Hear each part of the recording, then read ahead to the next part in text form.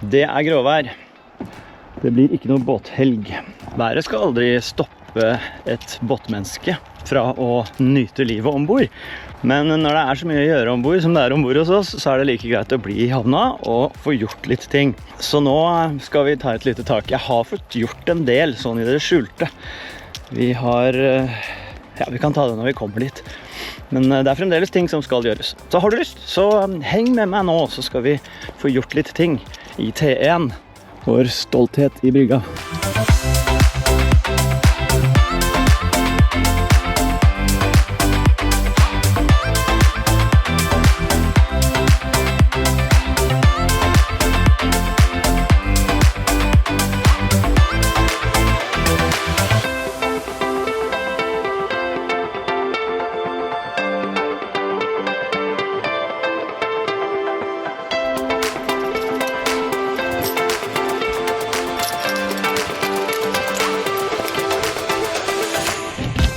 Her må jeg bare advare. Her ser det ikke bra ut.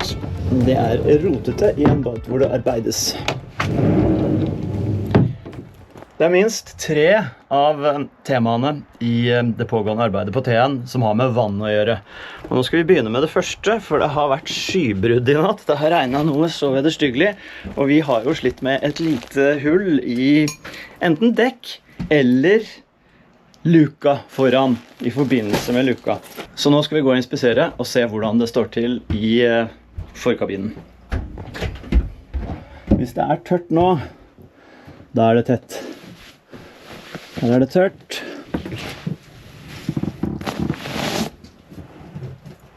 Det blitt tett, dere.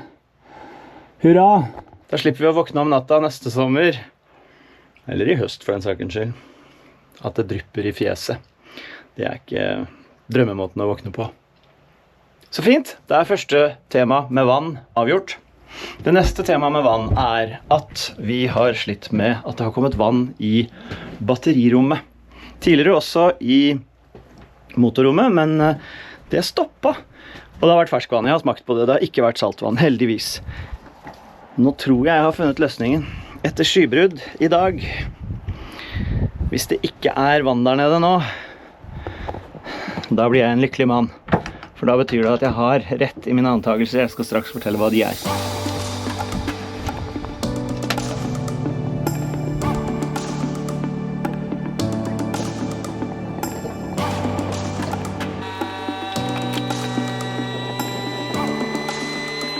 Sånn. Det holder. Da ser vi.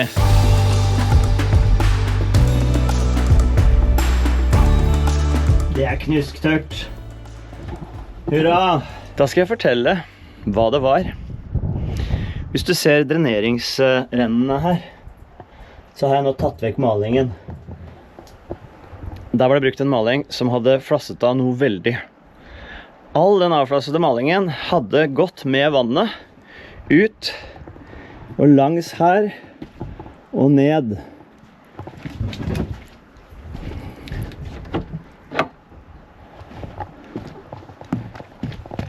Og lagt seg et stykke opp i utrenningen her. Det altså... Det var flaks det. Det var nesten mobiltelefon i sjøen. Så flaks har jeg ikke en gang til i dag, så nå skal jeg passe ekstra godt på. Greia når det regner massivt, så renner det fra dekk og ned i disse bjelkene, eller rennene. Når det tett ved utløpet, som går under her og ned dit, så kommer jo ikke vannet ut, og da bygger det seg opp i rennene til det renner over. Og av en eller annen grunn så det laveste punktet der inne. Så jeg sto selv en dag og så på at disse rennene fylte seg opp, og så rant det over der inne og ned i kjølen. Så ved å holde dreneringen åpen, så unngår man altså vann der nede. I sommer var det ikke regnvann, da var det vaskevann. Og at ikke jeg forstod det. Nå har det vært regnvann. Men nå har jeg forstått det, og jeg så lykkelig for det. Jeg hadde også en teori en stund, før jeg fant ut at den var blokkert, at det var på grunn av tank- og vektdimensjonering, for vanntanken var full og ligger veldig langt fremme, og dieseltanken var nesten tom og ligger langt bak, Så om vannet derfor rant fram i disse dreneringsrennene, for jeg skjønte det kom derifra etter hvert. Men det var heller ikke det. For nå er det fremdeles mye vann i tanken, lite diesel på dieseltanken, men etter at jeg åpnet dreneringen, så er problemet borte! Så dumme og enkle problemer er jo egentlig de fleste problemer. Det tredje punktet som har med vann å gjøre, det er vannmåleren på ferskvannstanken i Tean. For i hele sommer så har vi opplevd at når den tanken er halvfull, så er den tom. Så fyller vi på, og så går den til fullt, og så er det fremdeles bare halvfullt. Så det skal jeg prøve å fikse nå.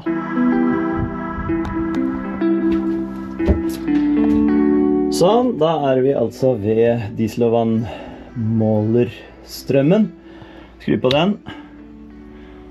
Og da ser vi at den går nesten til fullt. Den går til fullt, og den er absolutt ikke full. Vi fylte den opp på et eller annet tidspunkt på ferien, og har brukt masse vann. Så sannsynligvis er den langt ned under kvart tank. Det er problemet. Og det skal vi se på nå. Skrur av igjen. Skal ned og kartlegge hvilket verktøy jeg har ryddet bort her nede, så det skal gå ganske kjapt. Her ligger nemlig vanntanken. Den er det 2 av. Det er en under senga her. Det er styrbordlugar.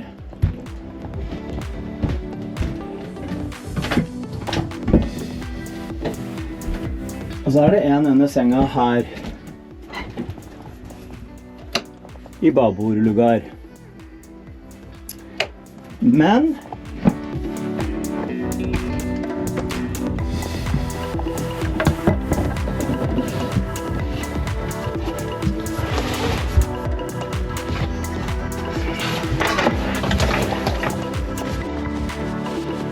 de 2 tankene er koblet sammen med dette røret, hvilket betyr at vannet går ned, vannstanden går ned i begge tankene jevnt. Så det betyr at det er sensor eller måler, tankmåler i en av tankene. Det holder jo, for vannet synker i begge. Så det er den vi må sjekke, for den må være gæren. Ulala!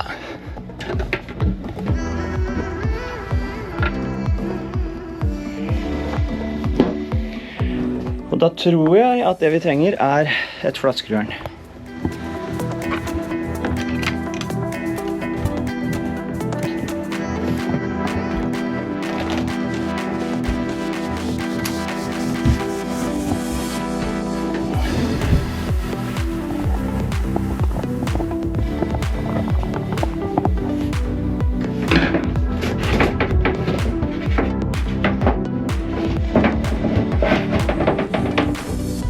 Der. Tanken er nesten tom, da.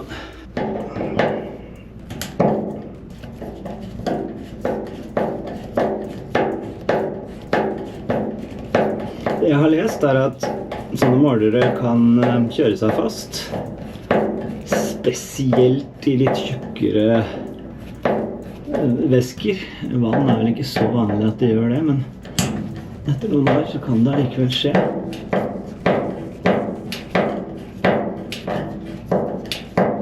Jeg har vurdert en sånn Gobius C, den nye varianten, som er, jeg skjønte at er radar, ja. Nå var den på tilbud, så det var jo halv pris, men hvis man bare skal kjøpe alt som er kult hele tiden, så blir det så dyrt, så jeg har bestemt meg for at hvis denne fungerer, etter en liten fiks, så beholder jeg den. Hvis den ikke fungerer, så kjøper jeg en sånn radar. Jeg har også lest at det er enten korte eller lange skruer på disse her, og her virker det på meg som det er noen alvorlig lange noen. Og da må jeg huske på å bytte de hvis jeg skal ha den radarvarianten, for da kan den gi utslag på målingene. Og gi feil måling, rett og slett. Men hvorfor er de så lange?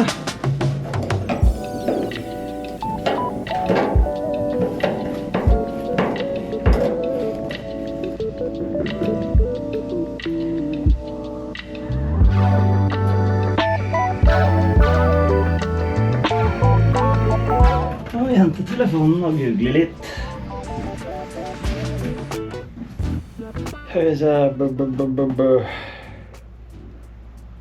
Nivågiver for vanntank, kapasitiv måling, Filippi eller Kalira.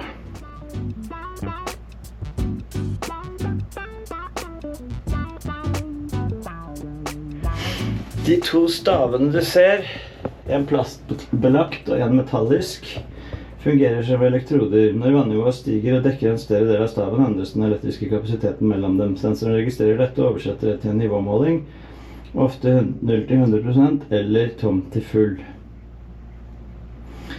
Denne har ingen bevegelige deler inne i tanken, i motsetning til flottører, så det er jo lurt. Mindre utsatt for mekanisk feil, så da var jo min frykt om at noe hadde satt seg fast, helt gærent. Fungerer godt med ferskvann, gråvann og til nød også diesel. Da står det at hvis det er feil visning, så er den feilkalibrert, det er dårlig kontakt i terminalene, det er feil motstand i visningsinstrumentet, eller det er behov for skjerming av kabel. Jeg tror ikke det er feil kalibrering, for jeg tror Jan har hatt dette her til å funke. Feil motstand i visningsinstrumentet, behov for skjerming av kabel. Nei, jeg tror det er dårlig kontakt i terminalen, ja. Tja, det er mye som tyder på at jeg ikke burde skrudd ut denne. Flere ting. For det første, løsningen sitter sannsynligvis der. På den blå der, ser du den? Der. Den lille skruen der. Det er potentiometeret. Der skal det justeres sånn at når det er fullt i vanntanken, så skal det skrus til at den viser fullt på meteret. Det kunne jeg gjort uten å skru ut denne. Det jeg tror skjedde da jeg skrudde ut denne, det var at motstykket som holder den ned på tanken, datt ned i tanken. Helt klassisk. Helt klassisk. Kan du se? Der nede er den. Den må jeg ha fatt i. Men enda verre enn det, den må jeg på en eller annen måte få festet opp under igjen. Og hvordan gjør man det? Ok, da skal vi prøve. Hvis dette går, så går alt. Nå vet vi at den ringen vi trenger ligger nedi der. Og så har jeg funnet meg en lang ståltråd. Den har jeg desinfisert siden det er ferskvannstanken vår. Jeg har laget en liten på enden. Så skal vi se da.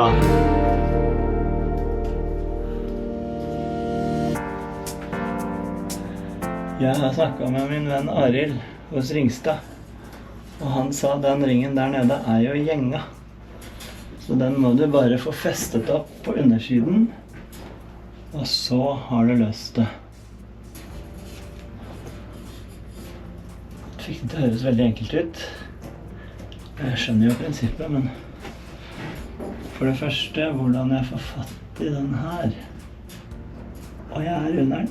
Jeg er under den. Over dagen. Ja, det er dagen.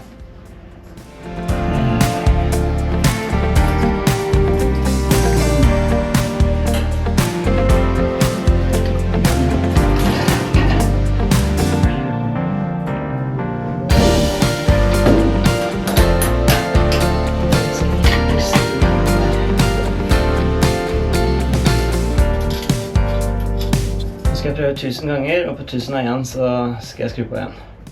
Nå du, nå.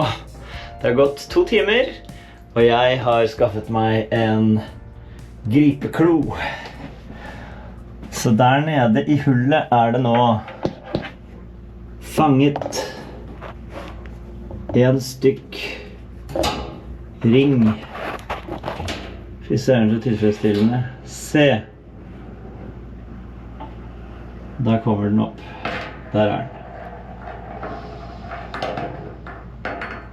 Men da er spørsmålet hvordan funker dette? For den er jo mindre enn hullet.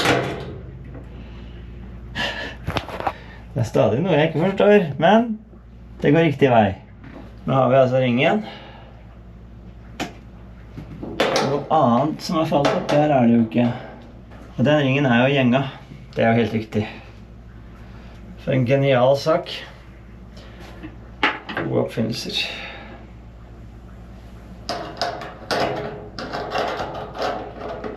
Sånn skal den være. Rett og slett. Enten så ble den satt fast sånn før manneluka ble satt på, og så ble den limt på etterpå. Det er jo klart, sånn var det. Men nå må jeg finne en annen løsning. Jeg må prøve å lime denne opp under der. Da! Ser du meg? Da er planen min å ta bitte litt grann Sika på endene på denne, og så klemme den opp, og la det sitte til i morgen, og se om det sitter da. Det som er viktig nå er jo å ikke få Sika i stykker gjengene. Det her er jeg ikke 100% sikker på, men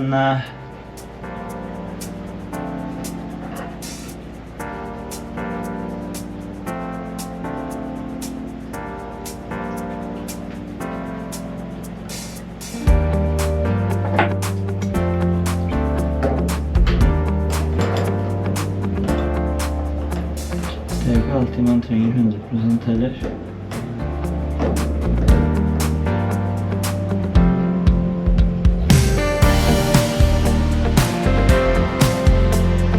Jeg må jo egentlig ha alle disse skruvene igjen, og da også teste at de går ned i. Den går ned i, alle gjengene er skrudd opp. Eller, altså skrudd. Så det er en teoretisk mulighet for at dette kan gå. Jeg heter HC, og jeg anbefaler alle å eie en sånn som dette. Rett og slett en klo. Den har magnet i enden. Og når jeg trykker her, så griper den der. Denne koster under 100 kroner. Du får den i alle disse gadget-butikkene. I dag hadde jeg ikke klart meg uten den. Jeg blir så glad. Det er ikke så ofte jeg får fatt i ting, eller skaffer meg ting som virkelig gjør meg glad. Men 99 kroner gjorde meg utrolig glad nå. Og så håper jeg at trikset mitt funker, sånn at jeg får satt på plass den måleren igjen i morgen. For nå, 4 timer senere, er jeg altså før der jeg startet. For jeg skulle reparere måleren. Foreløpig har jeg ikke gjort det. Jeg har bare løsnet den, mistet den, og ikke engang fått den på plass ennå en gang. Så det var ikke akkurat et vellykket prosjekt, akkurat dette. Men det er andre prosjekter som lykkes. Man skal huske sine seire og fortrenge sine tap. Nå er det på tide. Vi har ikke hatt noen konkurranse ennå. Nei, vi har ikke det. Så nå kjører vi i gang. Ja, vi får se. Det blir spennende. Power har sponset oss med produkter. Førstehjelpsskrin som man må ha i båten. En nødlader, en powerbank, støvsuger for de som liker å ha det pent i båten, en 32-tommer LED-TV, 12 volts, og så er det 2 premier til. Og det er luftavfuktere, og det er luftrenser i tillegg, så det er 2 igjen. Og den kan du styre faktisk med Wi-Fi på egen app, sånn at du kan følge med. Og hva skal til for å vinne? Det er altså så lett. Det er bare å abonnere på kanalen Til sjøs med Lilly og HC. Gå inn på kanalsiden vår, eller fotografer den QR-koden som står på skjermen din nå. Det som skjer da er at det åpner seg et lite vindu, og der står det vel, bekrefter du at du ønsker å abonnere, og da trykker du ja. Eller så kanskje det står, du abonnerer allerede på denne kanalen. Du som allerede abonnerer på Til sjøs, du er jo med i trekningen allerede. Og når foregår disse trekningene? Vi tar luftfukter nummer 1 når vi har passert 6000 abonnenter, og luftfukter nummer 2 når vi har passert 8000 abonnenter. Resten av premiene da? De tar vi når vi har passert 10 000. Så gøy! Ja, bli med! Føler vel kanskje at jeg har tatt litt vann over hodet her, men vær så snill, kan vi ikke bare bevise at det her kan vi klare? På min gjøre litt av hvert i båten dag har jeg nå montert, eller er i ferd med å montere røykvarslere, brannvarslere. Vi har vært på tur Og jeg må innrømme det, det har ikke vært brannvarsler i båten. Det er ikke bra. Det er brannslukningsapparater her, men vi må jo få beskjed hvis vi sover. Så jeg har kjøpt denne. Den fikk jeg anbefalt. Der er det altså 10 års batteri. Den er optisk og skal være god. Jeg kan ikke anbefale den ennå, for jeg har jo ikke fått prøvd den, og jeg håper ikke jeg får prøvd den heller. Men sånn er det jo med røykvarslere. Men jeg monterer i hvert fall en i taket her. Den skal ikke fornærme kjøkkenet. Og så har jeg montert en i taket her. Og så tenkte jeg skulle ta en i lugaren her inne, babordlugar, og en i styrbordlugar. Så jeg holder på litt. Tenk brannsikkerhet før du trenger det. Jeg kjøpte forresten dobbeltsidig teip, som er helt vanvittig god. Den kan jeg anbefale. Sånn, Scotch Fix. Transparent. Jeg kjøpte en som er til utendørs, og en som er til innendørs. Den er til innendørs. Kan holde 7 kilo, står det. Jeg skal ikke teste det med 7 kilo. Jeg tror disse veier 50 gram, så det kommer til å sitte. Men det kleber noe vanvittig, så det må jeg gjøre å ikke miste det på noe annet. Nå har det gått et døgn. Solen skinner. Jeg er tilbake hos det jeg limte i går. Det første som må gjøres nå er å sjekke om det sitter. Og hvis det i det hele tatt sitter, så skal vi få skrudd på plass denne måleren igjen. Jeg bare håper ikke at det løsner ved den minste bevegelse, men det vil tiden vise.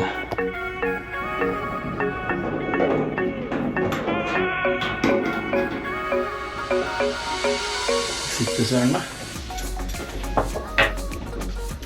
Ai, ai, ai. Hvilken glede. Ok, foreløpig. Men jeg bare ikke være dum og dytte denne ned på noen måte.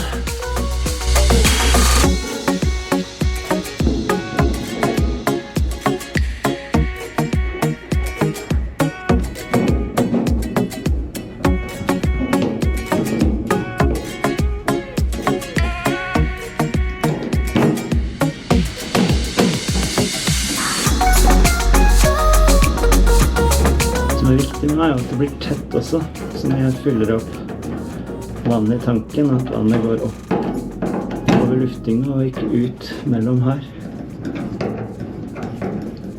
Så det må vi jo teste nå etterpå.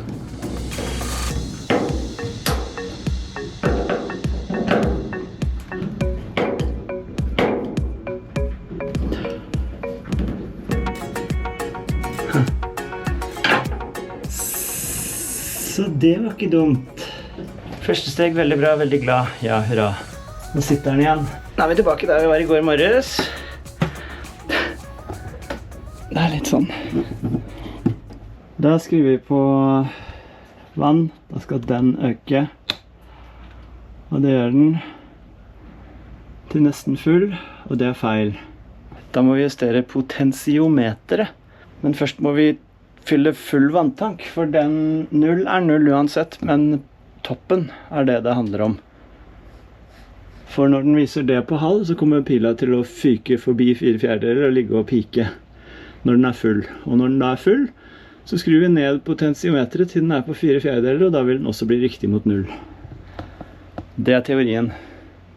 En annen ting som er fint ved å fylle vann nå, er at da får vi vite om det er tett, det jeg nettopp skrudde til. For det var jo tett før jeg skrudde det løs. Nå er det vannfylling på gang. Denne tanken og den andre tanken på andre side er i ferd med å bli fylt opp. Målet nå er å se når det blir fullt, det ser vi på utsiden, at ikke det renner over kanten her på manneluka, men at det går ut i luftinga. Fremdeles ikke noe vann i kjølen. Her fylles det på. Og når tanken er full, så skal vi begynne å skru på potentiometeret for å justere det til nøyaktig på fullt, og se at det da forhåpentligvis går riktigere ned mot tomt. Hvis det funker, blir jeg veldig, veldig glad. Det er plass til mye vann. Det har gått 10 minutter. Det er ikke fullt ennå. Det kommer ingenting ned her. Det vil si at det er mer plass. Og hvordan ser det ut på meteret da? Eller på klokka? Ja, den ligger godt over. Så når vi får skrudd på det potentiometeret, sånn at den ligger på full, da tror jeg det blir riktig i bunnen også. Det er i hvert fall planen. Som sagt mange ganger nå. Ok, vi må vente og se hva som skjer når det er fullt. At det ikke kommer noe over kanten der, det er det viktigste. Det er rart det ikke har kommet noe sånn bulder her ennå. De gjorde jo det forrige gang.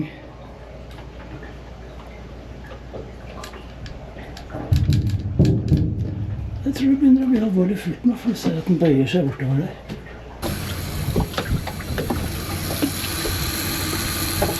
Noen ganger kan man høre det også på tanken eller på rørene, men jeg må løpe inn og se. Er det noe buldring på gang?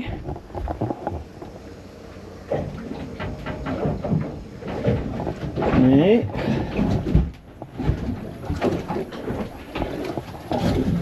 Den ligger langt over. Jeg ser ikke det kommer noe vann i overrenningsrøret heller. Sånne enorme mengder vann gjør meg litt nervøs.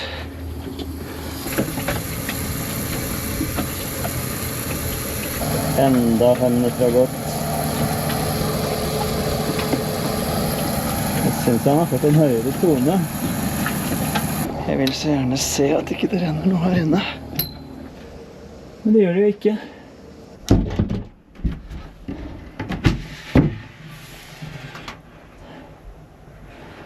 Hadde det vært hull i den andre tanken, i den andre lukkeren, så hadde det jo rent ned og på i kjølen her.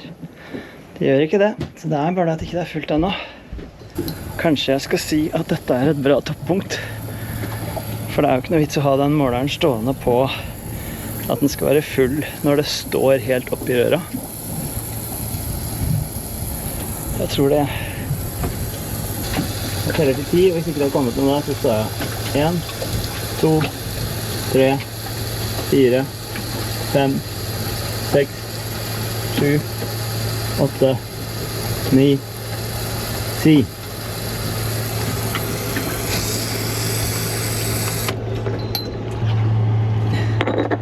Nå er den i hvert fall ikke overfull. Men jeg sier at den er full. Jeg tror det blir bra. Da, mine venner, skal vi finne frem en liten skrutrekker, og så skal vi se. Det som er greia nå er altså å skru på toppen på det potentiometeret og se at det går nedover her oppe. Nå ser vi at den ligger langt, langt over. Nå skal jeg skru ganske mye på det potentiometeret og se om vi kommer oss nedpå der.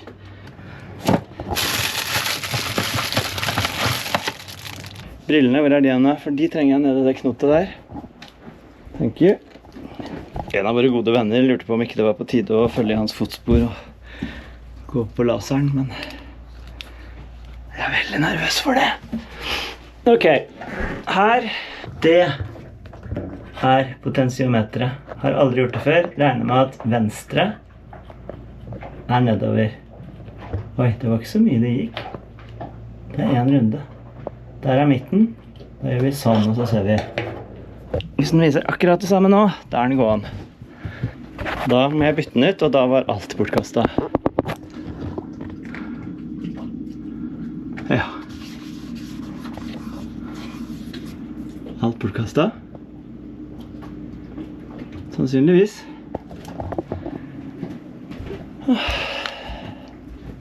Da skrur jeg helt ned, og så ser vi hva som skjer da. Ingenting. Da er det bare en ting å gjøre, det er å skru helt i andre enden og se om det skjer noe da.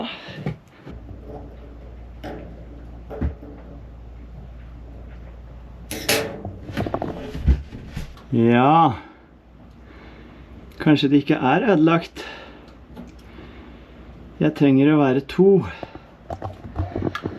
Jeg er helt nødt til å være 2. En må stå her og se, og en må skrive. Nei, skru. Kanskje jeg får det til selv. Jeg har jo ikke noe... Jo, det har jeg. Jeg har kamera her på klokka, jeg. Så jeg kan se... Jeg kan faktisk se det her. Det er smart. Hvis han ringer nå, så kommer det til å vibrere, så detter telefonen ned, men... Ok, vi ser. Da skriver vi her. Ja, nå er den over 3/4. Der tror jeg han viser full. Nå skal vi gå opp og se. Hvis dette har gått bra. Lykkeliga Hans Christian. Ja, jeg så visst ikke helt bitte lite grann til. Men det var så tett på at det må vi godta. Straks tilbake.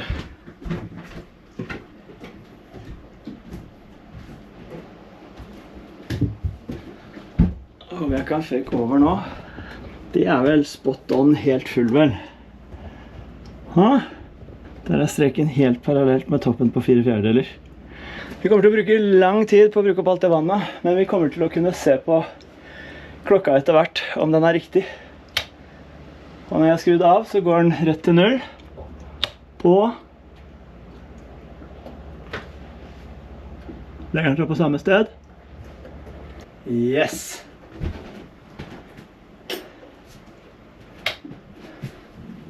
Il Grande Fantastico. Et prosjekt som ble vellykket. Takk for at du fulgte med. Vi jobber videre. Jepp, da er madrassen på plass igjen. Og så kommer det jo sånn stuepike her, som reer opp og gjør det koselig med puter og sånne ting. Lili!